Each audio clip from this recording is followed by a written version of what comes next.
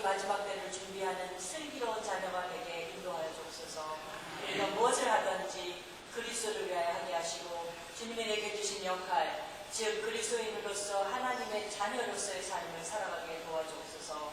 아버지, 성도의 교제를 통하여서 서로 격려하게 하시며 서로에게 믿음을 북돋아 주어서 우리의 믿음이 더욱 견고해지도록 인도하여 주시며 피차 안위하게 하셔서 우리의 삶이 열매 맺는 삶을 살아가도록 인도하여 주옵소서. 하나님 아버지, 우리의 주위에 아직 하나님을 아버지로 고백하지 못하고 있는 이 세상에 알약에 박혀있는 주님의 자녀들이 있습니다. 우리가 복음의 빚진 자의 마음으로 할 수 있는 대로 그들에게 복음을 전하게 하셔서 하나님의 자녀로서 속속히 그들이 돌아올 수 있도록 우리를 사용하여 주옵소서. 아버지, 우리 베델 한인교회 목사님을 세워주셔서 하나님의 말씀을 배워나게 하시고 하나님의 나라를 바르게 가르치시도록 인도하여 주셔서 감사합니다. 영육간의 건강함을 주시고 하나님의 기도의 향로에 가득 채워져서 하나님께 상달되는 기쁨을 늘 경험하게 인도하여 주옵소서. 이 시간 하나님의 물질을 우리의 마음과 마음의 소원을 담아 하나님께 드립니다. 하나님을 마음에 품고 늘 기도하며 하나님을 생각하며 하나님을 기뻐 찬양하며 지금 이 시간 속에서 우리를 하나님의 거룩한 백성으로 만들어가고 계신 우리 주 예수 그리스도를 찬양할 수밖에 없음을 다시 고백합니다. 이 모든 말씀 우리 주 예수님의 이름으로 기도합니다. 아멘.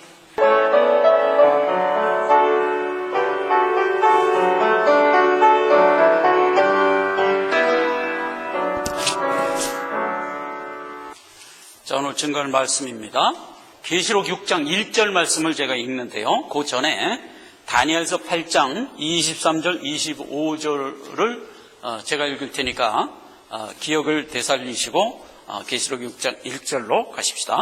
이 네 나라 마지막 때에 패역자들이 가득할 즈음에 한 왕이 일어나리니 그 얼굴은 엄정하며 계율에 능하며 그 권세가 강할 것이나 자기 힘으로 말미암은 것이 아니며 그가 장차 비상하게 파괴를 행하고 자의로 행하여 형통하며 강한 자들과 거룩한 백성을 멸하리라.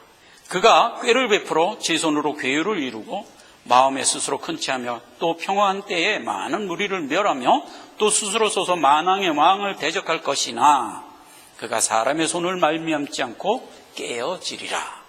계시록 6장 1절입니다.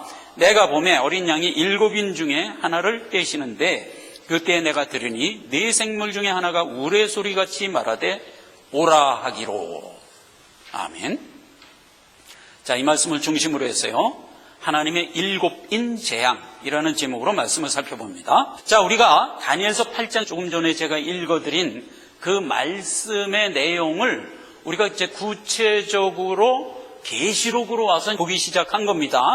지금 다니엘서 8장 23절, 25절에는 무슨 말이 있었냐면 사단의 앞잡이가 되어 있는 짐승이라는 세상이 지금 하나님을 대적하고 거룩한 성도를 괴롭히는 그러한 일을 하고 있는 가운데 하나님이 세상에다가 재앙을 퍼붓고 있어요.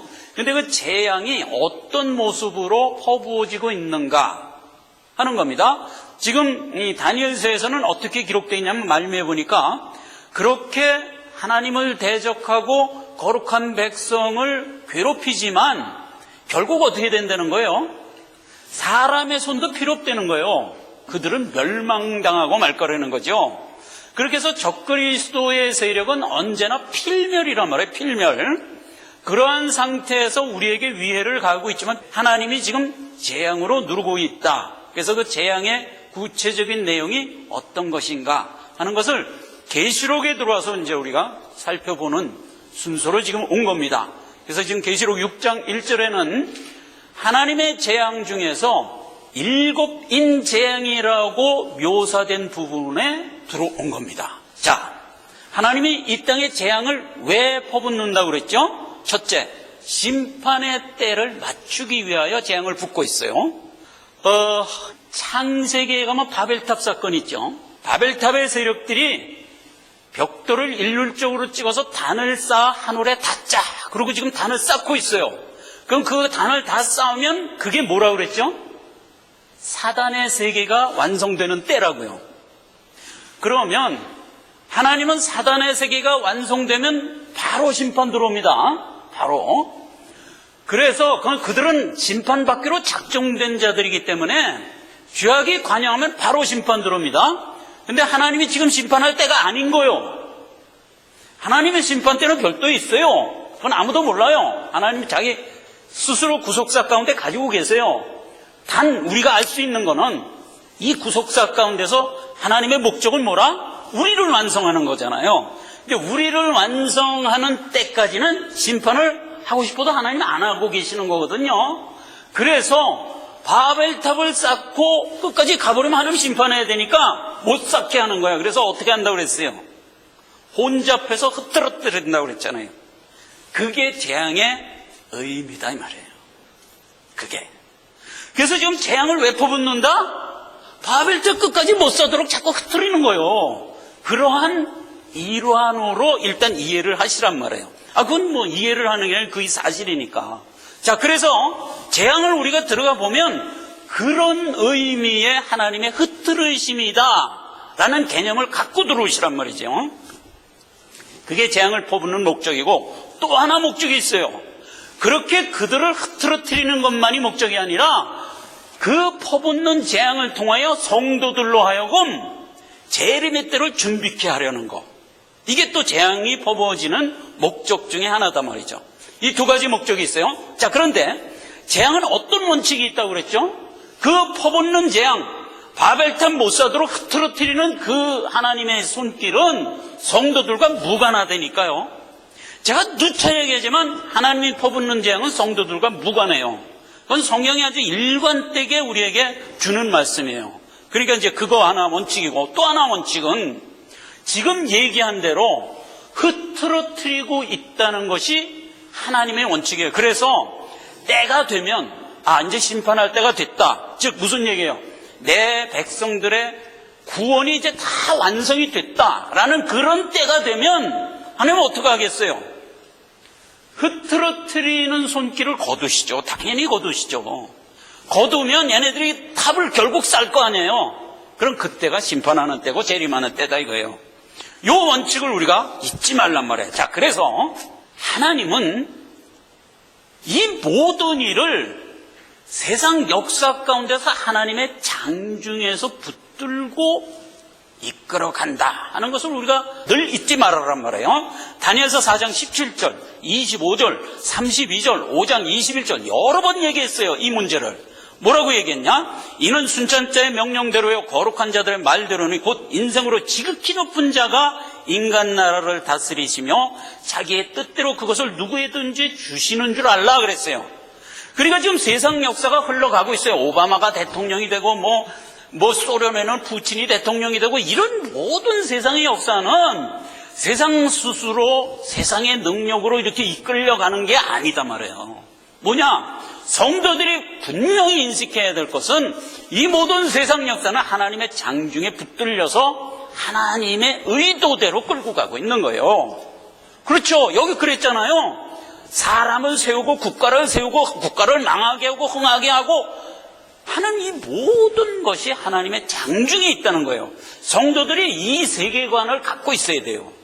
세상 사람들은 모르죠. 세상이 자기 능력과 자기 힘으로 흘러가는 줄 알지요. 아니요. 성경은 아주 분명히 얘기합니다. 세상 역사는 하나님의 장중에서 이끌려가고 있다 하는 겁니다. 그런데 하나님이 지금 목적을 세상 역사를 이끌어가는 게 목적이에요? 아니죠. 내 백성 어떻게 해서든지 이 가운데서 완성시켜서 끌고 가는 것이 목적이니까 그 백성이 훈련받는 이 밭, 세상은 밭이라고 그랬잖아요. 그 밭을 하나님이 장중으로 끌고 간다 이런 의미예요. 목적은 우리에게 있는 거예요. 세상에 있는 게 아니고 그걸 이제 언제나 잊지 말란 말이에요.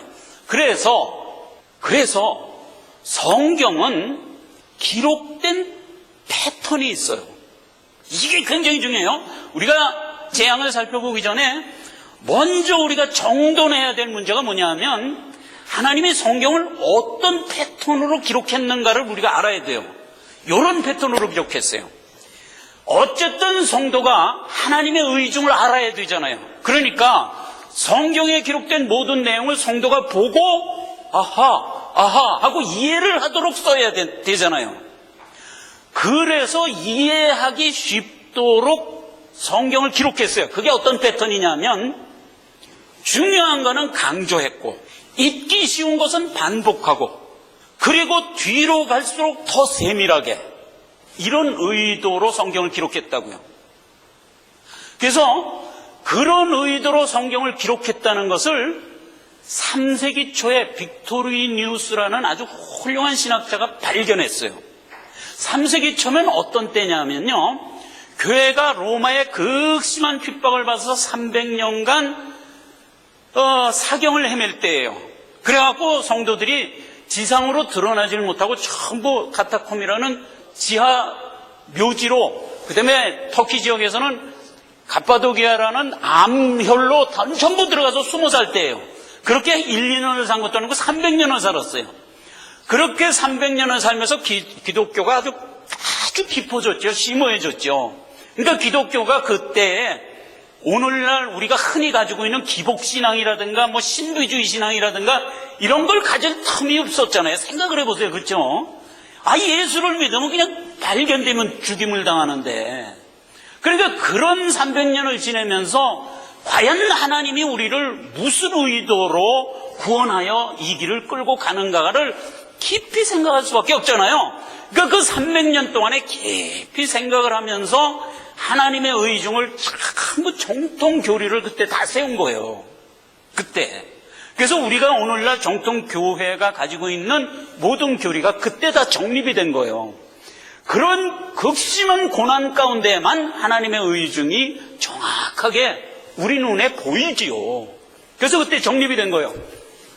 그때에 빅토리니우스가 성경을 깊이 묵상하면서 보니까 성경은 강조하고 반복하고 세밀하게 점증하고 하는 식으로 기록된 책이로구나 하는 것을 말하자면 찾아낸 거예요.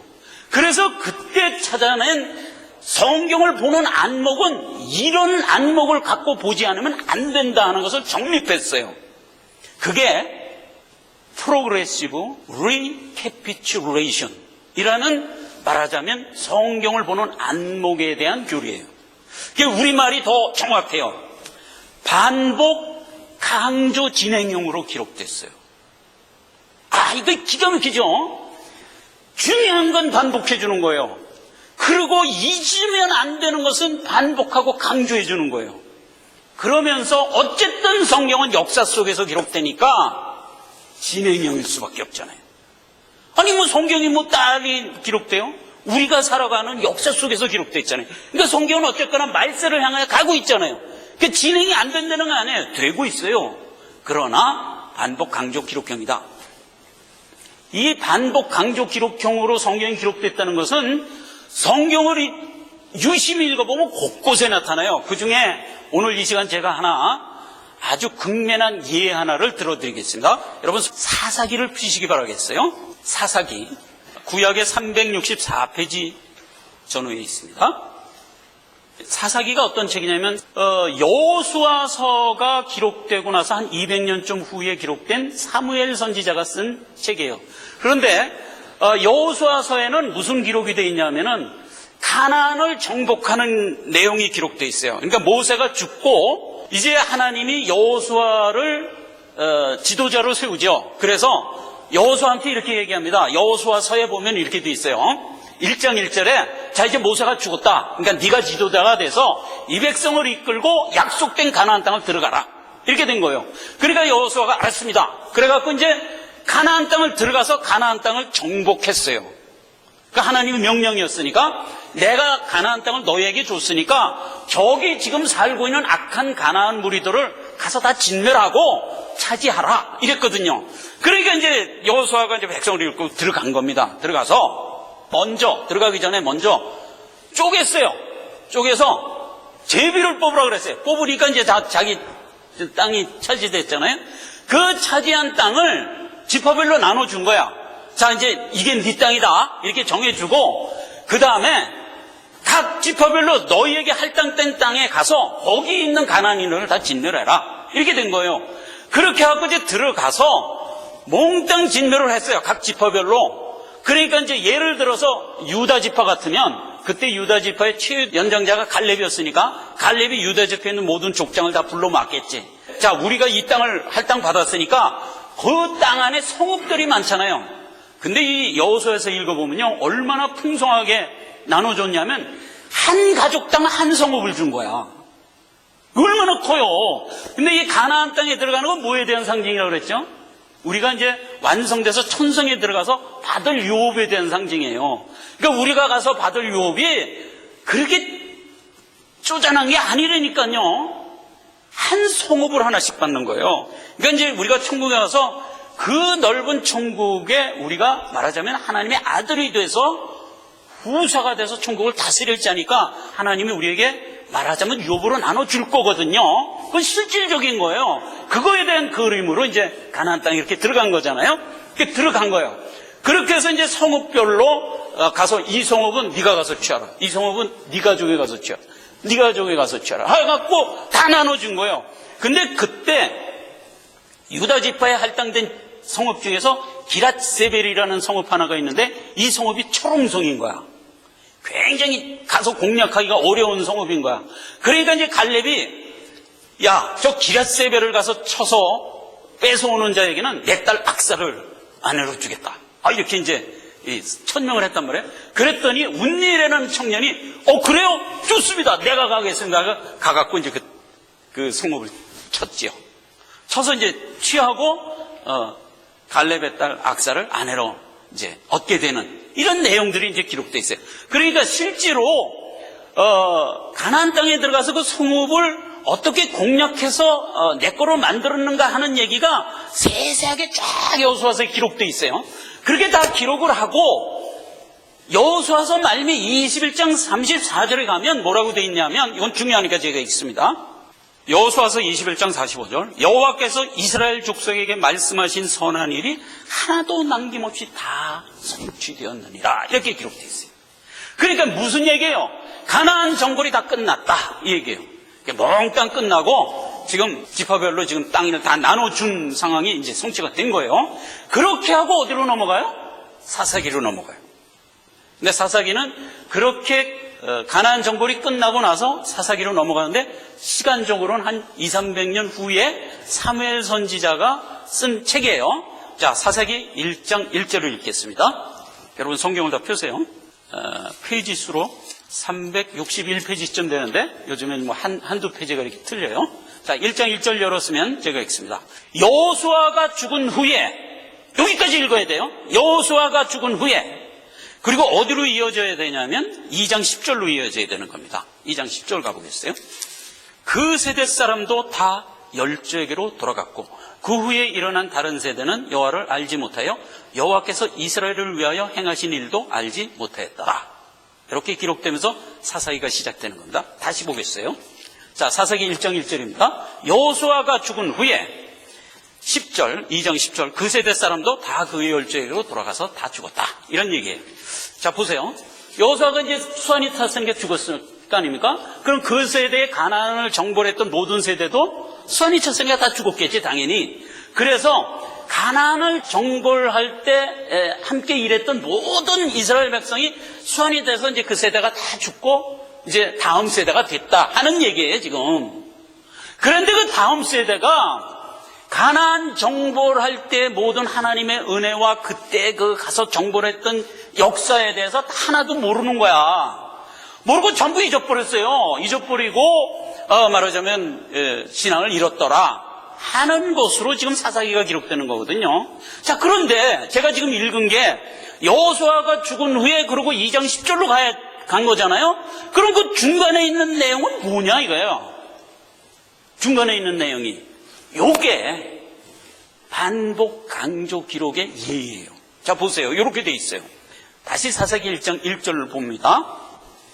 여호수아가 죽은 후에 이스라엘 자손이 여호와께 묻자와 가로되 우리 중 누가 먼저 올라가서 가나안 사람과 싸우리까? 여호와께서 가라사대 유다가 올라가라. 보라, 내가 이 땅을 그 손에 붙였노라 하시니라. 유다가 그 형제 시몬에게 이르되 나에게 제비 뽑아 얻은 땅에 나와 함께 올라가자. 뭐 이러면서 이제 가나안 정벌하는 얘기가 기록되는 거예요. 자, 그러면 생각해 보세요. 여호수아가 죽었어요. 아까 우리 여호수아서 살필 때 어떻게 살폈죠? 가나안 정벌 다 끝냈어요. 지파별로 다 끝냈어요. 그 다음에 갈렙이 그 비라세벨 어떻게 치라는 것까지도 구체적인 얘기 다 나왔어요. 그리고 21장 34절에 이 모든 게 다 끝나고 정벌 끝났다.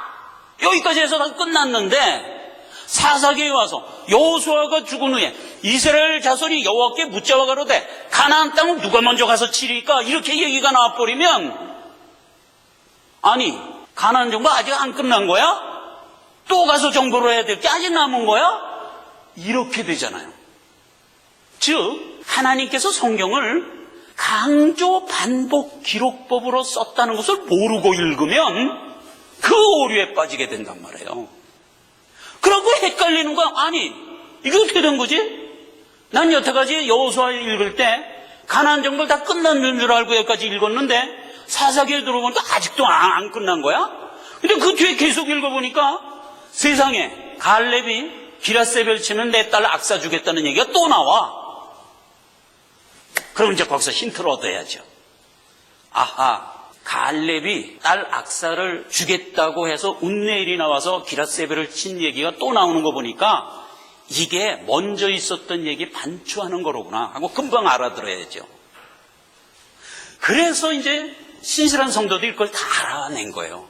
그리고 성경 곳곳을 읽어보니까 그런 식으로 순간순간에 중요한 건 반추하는 장면들이 나오는 거예요. 여러분, 스데반이 돌 맞아 죽을 때 상황 사도행전에 기록된 거 보세요. 스데반에게 묻습니다. 네가 율법이 필요 없다고 말했는데 사실이냐? 하고 이제 그 바리새인들이 잡아다 놓고 이제 물었단 말이에요. 그러니까 스데반이 사실입니다 라는 간단한 대답을 안 하죠. 뭐라고 얘기해요? 하나님이 내게 은혜를 주셨는데 상고해 보면 하면서 구약 얘기를 쫙 얘기하잖아요. 쫙 구약 얘기를 하잖아요. 그렇게 한 끝에 하나님의 오늘날 나를 이렇게 은혜 주어서 구원의 문으로 들어와서 구원을 얻게 하였느니라. 그런데 이놈들아 너희들이 그 예수를 십자가에 못 박혀 죽은 거 아니냐? 아직도 율법을 지키겠다고 하냐? 이 소리 하나를 하기 위해서 이 결론에 오기 위하여 스데반이 했던 얘기가 뭐예요? 하나님이 너희를 어떻게 이끌어서 구원했는가 하는 얘기를 쫙 반추해 주잖아요. 그리고 나서 너희가 그 예수를 십자가에 못 박았다니까 이렇게 얘기하잖아요. 이런 식의 패턴이란 말이에요. 성경은 늘 무슨 결론을 얘기할 때 척 가기 전에 그 결론을 깨달아야 할 사람이 사전에 알아야 될 하나님의 역사함이 있다면 그걸 늘 반추한다니까요. 먼저 그런 패턴으로 기록되어 있어요. 그래서 성경을 제대로 읽으면 중요한 거는 더 중요하게 인식하고 잊기 쉬운 거는 계속 기억할 수 있도록 인식되고 이런 식으로 말하자면 내게 은혜가 푹푹 떨어지도록 기록되어 있어요. 그러니까 성경을 제 성경만 갖고 읽으면 은혜를 안 받을래 안 받을 수 없도록 기록한 책이에요. 이러한 기록 패턴을 언제 정립됐다고요? BC 3세기 기독교 크시는 박해가 있을 때 도저히 기독교에서 다른 이설들이 나올래야 나올 수 없는 순수한 복음만 살아있는 그 시절에 이러한 모든 교리들이 다 정립이 된 거예요. 그렇게 해서 기독교가 2000년 역사를 흘러왔어요. 흘러와갖고 1820년이 됐습니다. 그때가 언제냐? 인본주의가 극도로 발달돼 갖고 자유주의 신학이 태동됐을 때요. 즉 성경대로 얘기하면 여호수아서가 끝나고 사사기로 들어간 것 같은 의미의 말하자면 시대가 된 거예요. 이 사사기 사람들이 여호와의 은혜를 다 까먹은 거야. 다 까먹고 바알을 섬기고 득죄하기 시작한 거예요. 그러니까 하나님이 그때 하신 역사가 뭐예요? 사사를 세워서 그 무너진 신앙을 다시 세워주고 그게 또 가다가 또 무너지면 또 세워주고 하면서 또 이끌어간 게 사사 시절이잖아요. 말하자면 1820년 그동안 쭉 신앙이 자라서 여기까지 와갖고 1820년에 몽땅 무너진 거예요, 이 사람들이. 그래갖고 인본주의 신앙으로 교계 자유주의 신학을 뚝 들고 나왔네. 그래갖고 모든 교리를 다 버린 거야. 성경 다시 자기가 다시 성경 알고 보니까 이게 모세가 썼는지 사무엘이 썼는지 이거 인정 안 된다. 모세오경 모세가 썼다고 우리 알고 있죠? 아니다. 가만 보니까 이게 아니다. 다니엘서만 해도 그래요. 다니엘서 보니까 예언이 쫙 돼 있잖아요. 뭐 이수수 전쟁 얘기도 나오고 무슨 뭐 알렉산더 얘기도 나오고 시저 얘기도 나오고 클레오파트라 얘기 막 나오잖아요. 그러니까 이 자유주의 신학자들이 이렇게 보고 이거 다니엘서 이거 전부 역사 다 공부한 사람이 쓴 거야. 이렇게 해버렸어요. 그래갖고 성경을 다 뭐라 그래? 우리 흔히 쓰는 말 우락가이를 해버린 거야. 예. 그런 몽땅 그렇게 해갖고 하나의 말하자면 지금 반복 강조 기록법으로 기록됐다는 거 버리고 다시 재편해서 성경을 이렇게 읽어야 된다 하고 한 게 뭐냐? 성경은 시간순, 연대순으로 기록했다는 세대주의가 나버린 거예요. 이 세대주의는 자유주의 신학의 산물이에요. 이 세대주의는 어떻게 성경을 보겠냐? 성경은 시간순으로 기록된 거다. 그래갖고 6,000년 동안 지금 하나님의 구속사가 이어지고 있잖아요. 이 6,000년 동안 이어지는 하나님의 구속사를 7단계로 쪼갰어. 그 쪼갠 거 제가 주보했었죠. 이거 여러분 제가 참고로 알아두라고 여기 일부러 썼어요. 왜 이걸 참고로 알아두냐면 누가 설교 말씀을 증거하는데 이런 시대 구분으로 해서 설교 말씀을 펼치고 있으면 그냥 무조건 끝이라고요. 자유주의 신학 설교니까. 그래서 제가 일부러 쓴 거예요. 자, 보세요. 7단계를 어떻게 했냐? 에덴 시절이 한 단계라는 거예요. 그 다음에 타락과 노아의 시절이 두 번째 단계. 그 다음에 아브라함에서 모세 단계. 그 다음에 모세에서 그리스도 단계. 그 다음에 현재 우리가 살고 있는 단계. 그 다음에 마지막에 무슨 단계? 지상 천국 단계가 있다는 거예요. 이렇게 해갖고 7단계로 쪼개서 하나님이 그 각 단계마다 구원을 별도로 했다는 거예요. 그러니까 무슨 문제가 생기냐 하면 각 단계에 연결점이 없어져 버린 거예요. 연결이 안 되는 거예요. 그러니까 오늘날 우리가 알고 있기는 이스라엘이 뭐에 대한 모형이에요? 신자에 대한 모형이잖아요. 교회에 대한 모형이잖아요. 그런 연결점이 다 없어진 거예요. 이스라엘은 이스라엘로 끝난 거다 이거야. 그리고 하나님이 교회 시대에 와서는 교회로 별도로 또 구원한다는 거예요. 그래서 각 구속사가 시대별로 별도로 존재한다는 거예요. 별도로. 그럼 예수님이 각 시대별로 별도로 있었다는 얘기야? 이거 어떻게 해도 말이 안 되는 얘기를 주장한 거예요. 그래갖고 이 1820년도 영국의 다비라는 그 자유주의 신학자가 그걸 주창했어요. 그래갖고 뭐 6경 신학, 12경 신학 이런 걸 막 모세 5경을 6경으로 보는 거예요. 그래서 그 얘기하면 한도 끝도 없어. 그렇게 하고 저 성경을 전부 다 바꿔버렸어요. 그래서 1820년도에 그거를 들고 나오니까 자유주의 신학에서 쌍수를 들고 받아버렸네. 그리고 나니까 1906년도에 미국의 스코필드라는 사람이 그걸 체계화했어요. 체계화해서 만들어낸 게 세대주의 신학이에요. 여러분 가끔 성경에 보면 스코필드 주석 성경이라는 성경이 있는 거 아시죠? 그게 세대주의 스코필드가 만든 성경이에요. 그래서 모든 성경 페이지마다 연대가 기록되어 있어요. 연대를 우리가 참고하지 말라는 게 아니에요. 성경은 어쨌든 프로그레시브 진행형으로 기록됐어요. 왜? 세상 역사 가운데 기록된 거니까. 그게 진행이 안 된다는 게 아니에요. 그러나 더 중요한 건 진행이 중요한 게 아니라 뭐가 중요하다? 하나님의 응조가 강조점이 어디 있냐? 잊기 쉬운 말하자면 중요 포인트가 어디 있냐가 더 중요한 포인트들이란 말이에요. 자, 그래서 우리가 어떻게 구원 얻는가를 한번 반추해 보세요. 이렇게 돼 있어요. 하나님이 아담과 하와가 득죄를 해서 나중에 주님이 재림해서 우리가 천성의 후사로 입성하는 그 모두를 하나님의 전 구속사의 그림으로 우리한테 지금 딱 세워주고 있죠. 그런데 그 세워주고 있는 게 지금 몇 년 흘렀어요? 6,000년 흘렀어요. 그래서 하나님이 아담과 하와가 득죄한 이후부터 우리를 구원하여 이 지점까지 왔다. 그리고 남은 지점이 이렇게 있다라는 것을 우리가 성경의 그림을 통하여 큰 틀로 우리가 들고 있어요. 그런데 이 하나님의 구속사는 결론이 뭐예요? 득죄.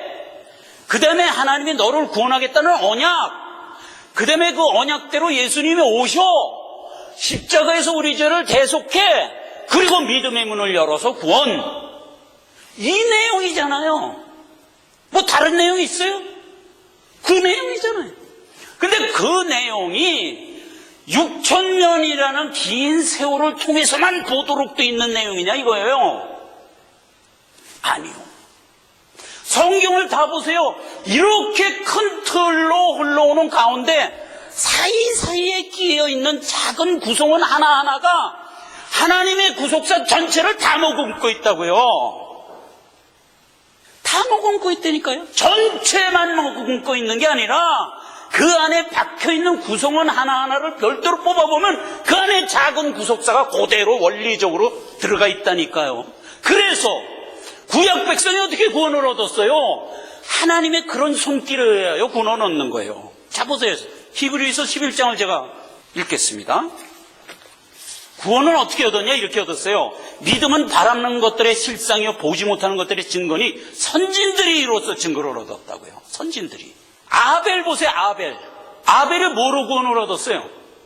믿음으로. 아벨 다음에 누가 나와요? 쭉 나오죠.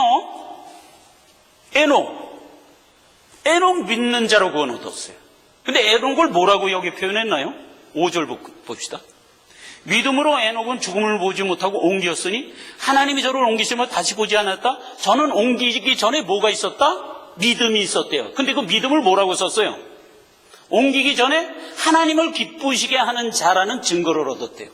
믿음을 다른 말로 설명하면 뭐라고 그랬어요?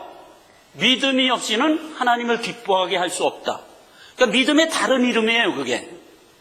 하나님을 기뻐하는 것, 이게 믿음이에요. 근데 에녹이 뭘 가졌대요? 하나님을 기쁘게 하는 증거를 가졌대요. 이게 다른 말로 무슨 얘기예요? 에녹이 믿음 가졌다는 얘기예요. 그 얘기가 계속 보면 그거예요. 노아, 보지 못하는 일의 증거를 믿고 갔다 이거예요. 로마서 8장 24절에 뭐라고 돼 있어요? 26절에 너희가 소망으로 구원을 얻었으니 보이는 소망을 누가 바라리요? 만약 너희가 보지 못하는 것을 바란다면 어떻게 알아? 결단하고 인내함으로 가야 되지 않겠냐? 이렇게 얘기했잖아요. 그때도 뭐예요? 우리 믿음의 별도의 다른 모습이 뭐예요? 소망이라니까. 근데 노아가 뭐로 구원을 얻었다? 그 소망으로 구원을 얻었다고요. 그런 식으로 쭉 돼 있어요. 아브라함 순종함으로, 사라 도저히 믿을 수 없는 가운데 하나님을 의로 했잖아요. 너 100세인데 아들 낳을 거야. 이 말을 어떻게 믿어? 근데 그걸 믿었잖아요. 오늘날 우리도 똑같아요. 도저히 바랄 수 없는 중에 바라는 거예요. 믿음의 본질이에요, 그게. 자, 그래서 11장 1절에 뭐라고 그랬어요? 믿음은 바라는 것들의 실상이요 보지 못하는 것의 증거라고 그랬잖아요. 하나님이 그걸 우리에게 미리 준 거예요, 미리. 근데 하나님이 준 거는 언제나 진리잖아요. 그거 딱 붙들고 하나님만 의뢰하는 것, 이건 믿음이잖아요. 그런 자들이 다 구원을 얻는 거예요. 이건 과거에도 하나님이 우리에게 베풀어 주신 이 믿음이라는 구속사의 내용을 알알이 박혀있는 주의 백성들에게 다 그것으로 구원 얻도록 해서 그것들이 모인 전체 6,000년도 결국 그 얘기고. 자, 이걸 어떻게 이해할까? 여러분, 우리가 수학에서 기하를 배우죠? 기하를 배우는데 직각삼각형에 대해서 닮은꼴이라는 거 배웠어요. 자, 보세요. 한 변이 직각이에요. 그리고 다른 변이 60도고 다른 변이 30도예요. 그럼 그렇게 생긴 직각삼각형이 큰 것도 있고 작은 것도 있겠지. 그렇죠? 작은 직각삼각형 보거나 큰 직각삼각형이나 원리와 거기에 담겨있는 진리가 같지요. 그러니까 닮은 꼴이에요. 크든지 작든지 닮은 꼴이에요.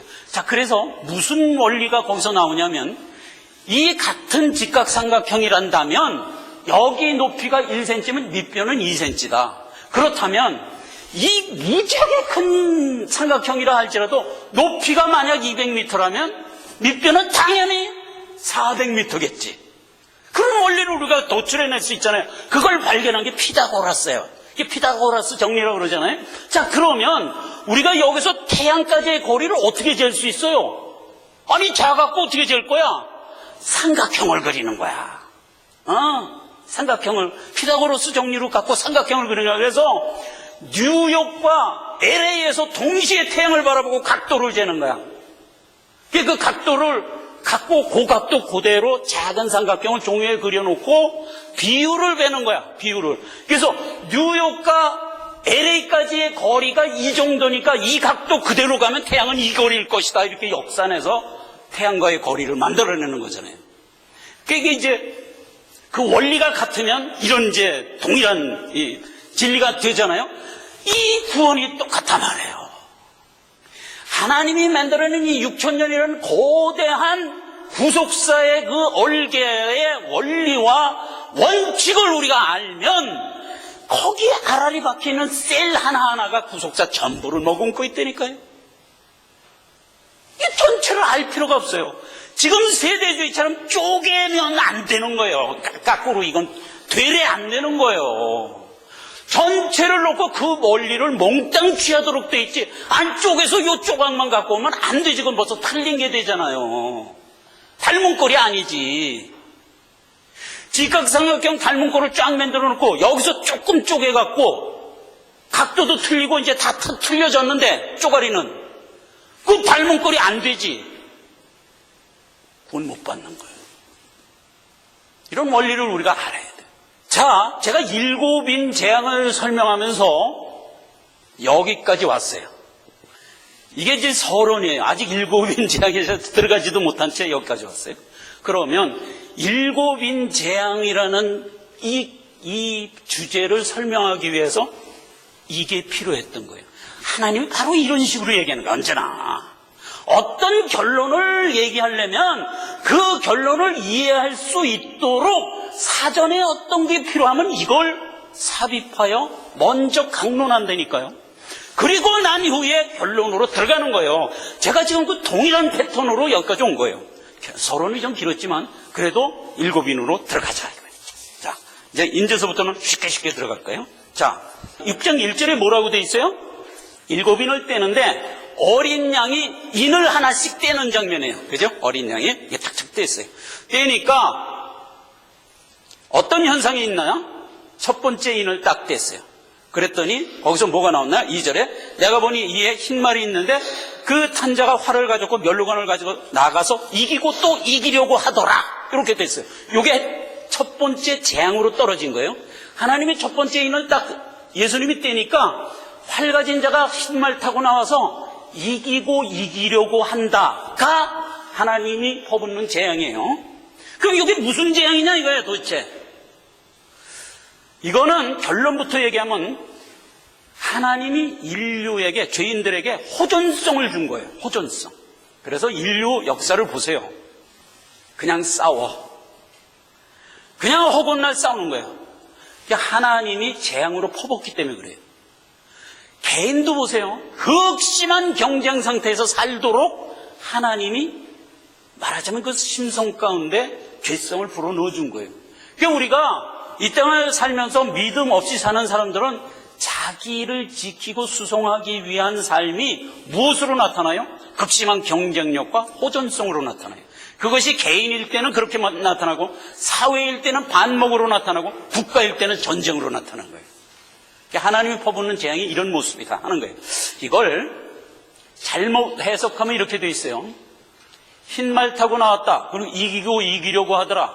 그럼 멸류관이라는 말 나왔다니까 이거 예수님 나왔구나. 이렇게 생각하는 거예요. 예수님이 나와서 이기고 뭐가 이겼을까? 그럼 교회가 이겼다는 얘기인가? 그럼 교회가 이긴 게 언젠가? 아마 초대교회 때를 얘기하는가 보다. 이렇게 연결하고 그쪽으로 막 해석해서 가는 거야. 자, 보세요. 지금 우리가 뭐 보고 있어요? 전체를 놓쳤어. 하나님이 지금 세상에 재앙 퍼붓고 있는데 첫 번째 재앙 얘기하는데 왜 갑자기 하나님 은혜로 가버리나 말이에요. 백마 탔다는 얘기가 계시록 19장에 보면은 예수 그리스도가 백마 타고 와서 세상을 심판하는 장면이 나오거든요. 그거 기억하고 백마, 흰말 그러니까 무조건 예수님인 거야. 이렇게 그냥 성경을 그냥 생각도 없이 그냥 막 해석해. 그러면 안 돼요. 지금 재앙을 퍼붓고 있다는 것을 우리가 착안해야 된단 말이에요. 그래서 하나님이 호전성을 부었다 하는 게 첫 번째 재앙이에요. 자, 일곱인 재앙은요, 오늘 시간이 돼서 일곱째 재앙을 다 못 봐요. 총론으로 끝나도록 하겠습니다. 하나님이 재앙을 세 가지로 줬다고 그랬죠? 인재앙, 나팔재앙, 대접재앙. 세 재앙은 그럼 재앙이 세 가지로 임하냐? 이런 뜻이 아니에요. 재앙은 하나예요.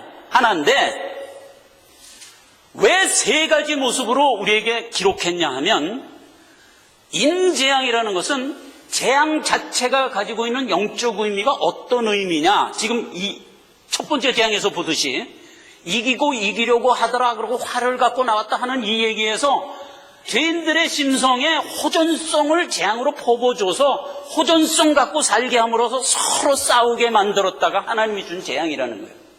그러니까 재앙이 갖고 있는, 말하자면 재앙의 성질을 영적으로 설명해 준 거예요.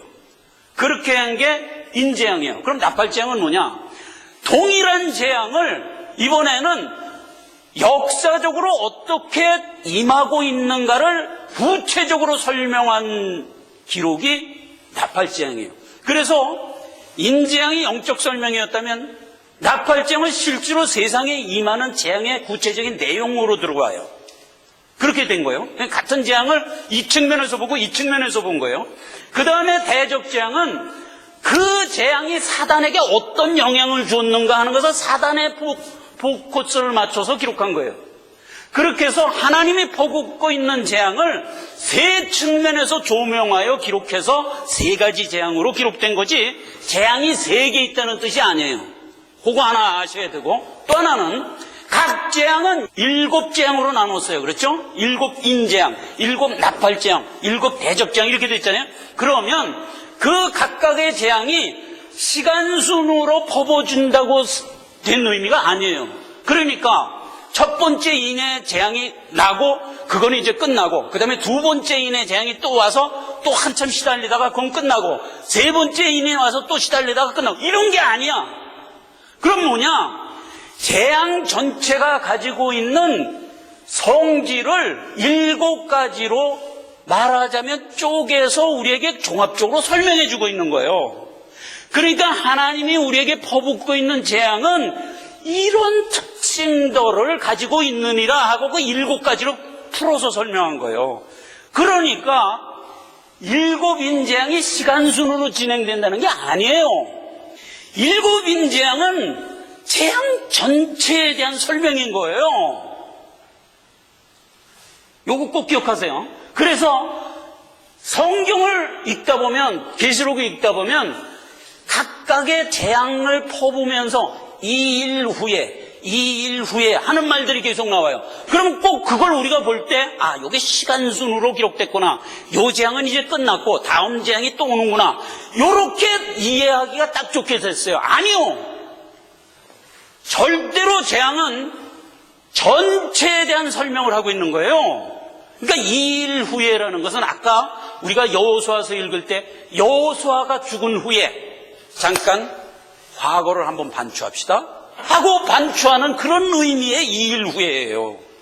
요 오리엔테이션을 분명히 간직하고 다음 시간서부터 인재앙 하나하나를 살펴보자. 기도합시다. 하나님 아버지, 은혜를 감사합니다. 하나님이 세상에 퍼붓고 있는 재앙에 대해서 살펴보고 있습니다. 우리에게 성심을 더하소서.